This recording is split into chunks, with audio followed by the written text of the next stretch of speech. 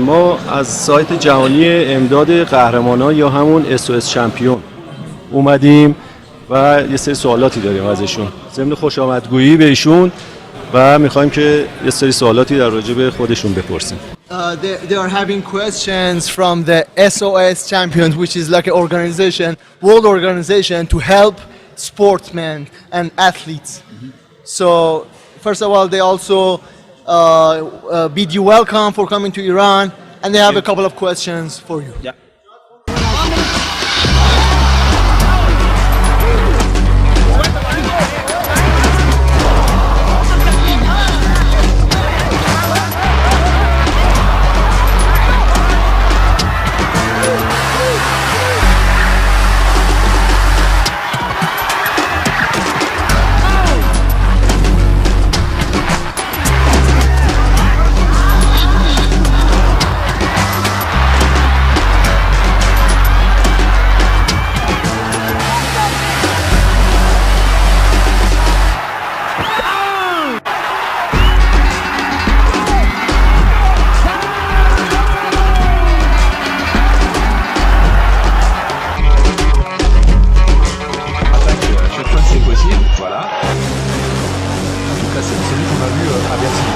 Solution, hein, c'est la poste. Oh oui, mais alors la réplique, magnifique. Encore plus de 20 secondes. ایشون توصیهشون به دیگر ورزشکارا چیه که از ورزش کناره گرفتن همسن و سالای خودشون؟ At least training, of course, but it depends on their financial position. If they have their financial position is good, I wouldn't fight. If I wouldn't have the problem of the divorce, I wouldn't fight anymore because I was finished. But I was a little bit short on cash, so for me it was good to do it. But basically, I didn't want to. How about like training is okay for everybody? Yeah, for training, of course, you should do something, even it's running or whatever. You don't have to do sparring, of course, on that age, but. The training is very important for your body. I see myself when I don't train and I become too fat and I don't feel good, so I need to train.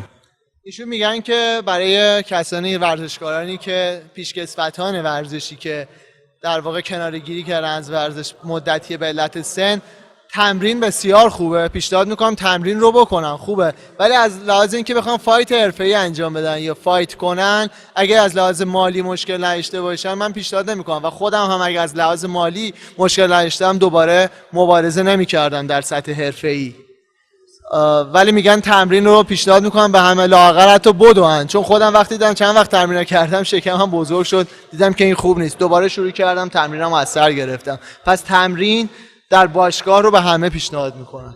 یه سوال دیگه که داشتم اینه که جوانایی که انگیزه‌شون از دست دادن تو این ورزش ایشون توصیهشون چیه که دوباره برگردن به سمت ورزش قهرمانی؟ Yeah, it depends why they lost their motivation, of course. If they don't want to do it anymore, then they should do something else. If they lost a fight, then I would say, okay, take some time off and then go back and see if you still have the will to train,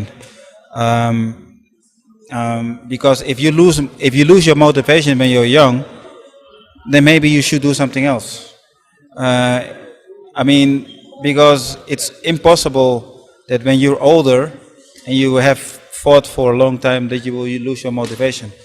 But if you're young and you don't want to fight and you don't want to train anymore, then you have to do something else. That's my opinion.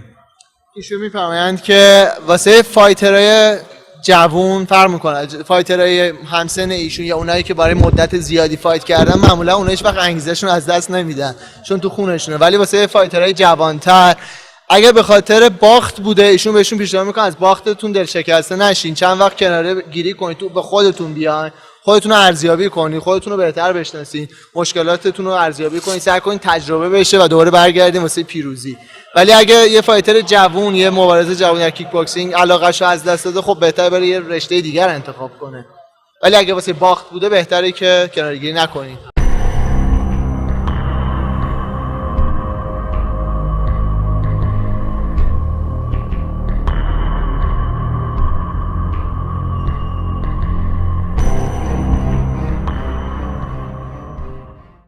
well, let's say their website is like SOS, like helping out the athletes who have like some kind of financial problems or family problems, whatever problems that have kept them away from sports.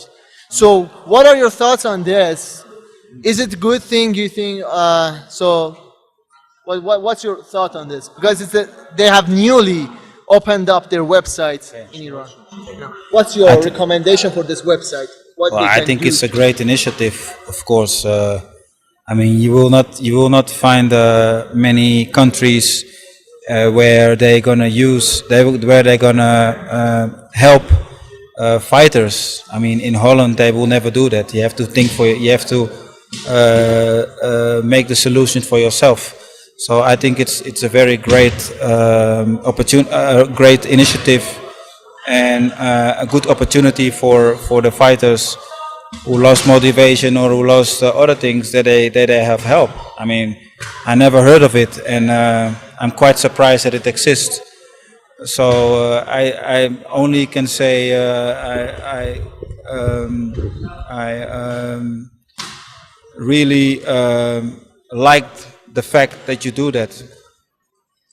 ایشون میگن که اولا که واسه من خیلی جالبه که همچین ارگانیزیشنی، همچین سازمانی وجود داره در ایران که به ورزشکارای رزمی، به مبارزین حرفه‌ای بتونه کمک کنه، حالا چه از لحاظ مالی مشکل دارن، چه از لحاظ خانوادگی، اینا رو برگردونه به ورزش. چون در هلند که ایشون زندگی میکنن همچین سازمانی و مشابه اون وجود نداره که ورزشکارا رو بتونن تامین کنن و هر کسی باید خودش در واقع به اصطلاح گریمش رو از آب بیرون بکشه و واسه شون خیلی جالب هست که همچین سازمانی در ایران داره کار میکنه که بتونه کمک کنه به ورزشکارا، حالا چه اونایی که انگیزه‌شون از دست دادن، چه اونایی که مشکلات مالی دارن یا مشکلات دیگه، تا بتونه برشون گردونه به ورزش. واسه شون جالب هست.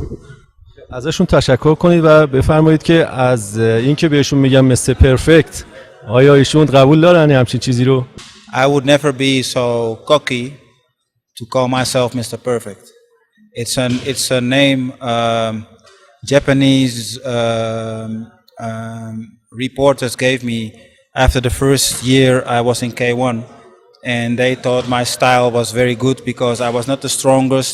I did not hit it hardest or something, but I had still had very good results. And yeah, so when they started to call me like that, I took the name because I was very proud they called me like that.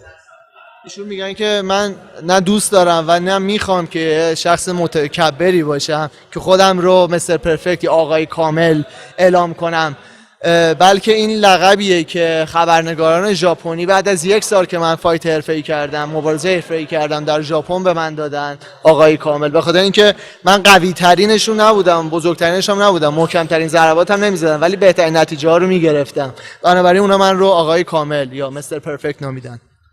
Thank you so much.